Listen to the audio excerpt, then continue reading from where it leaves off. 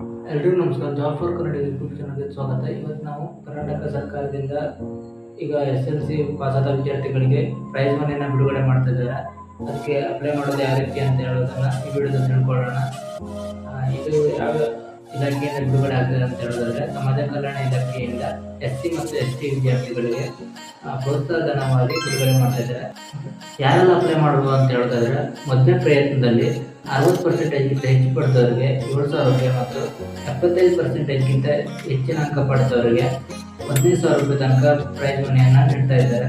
ಇದು ಯಾವ ರೀತಿ ಅಪ್ಲೈ ಮಾಡೋದು ಅಂತ ಹೇಳೋದಾದ್ರೆ, ಸಮಾಜ ಕಲ್ಯಾಣ ಇಲಾಖೆಯ ವೆಬ್ಸೈಟ್ಗೆ ಹೋಗಿ ಅಪ್ಲೈ ಮಾಡಬೇಕಾಗಿರ್ತದೆ. ಯಾವ್ಯಾವ ಡಾಕ್ಯುಮೆಂಟ್ಸ್ ಬೇಕಾಗಿರ್ತದೆ ಅನ್ನೋದಾದ್ರೆ, ಮೊದಲಿಗೆ ಆಧಾರ್ ಕಾರ್ಡ್ ಬೇಕಾಗಿರ್ತದೆ, ಜಾತಿ ಪ್ರಮಾಣ ಪತ್ರ ಬೇಕಾಗಿರ್ತದೆ, ಆದಾಯ ಪ್ರಮಾಣ ಪತ್ರ ಬೇಕಾಗಿರ್ತದೆ, ಮತ್ತು ಬ್ಯಾಂಕ್ ಪಾಸ್ಬುಕ್ ಬೇಕಾಗಿರ್ತದೆ ಮತ್ತು ಅಂಕಪಟ್ಟಿ ಬೇಕಾಗಿರ್ತದೆ. ಮೋಸ್ಟ್ ಇಂಪಾರ್ಟೆಂಟ್ ಆಗಿ ಆಧಾರ್ಗೆ ಮತ್ತು ಬ್ಯಾಂಕ್ಗೆ ಲಿಂಕ್ ಆಗಿರಬೇಕಾಗಿರ್ತದೆ. ನಮಸ್ಕಾರ.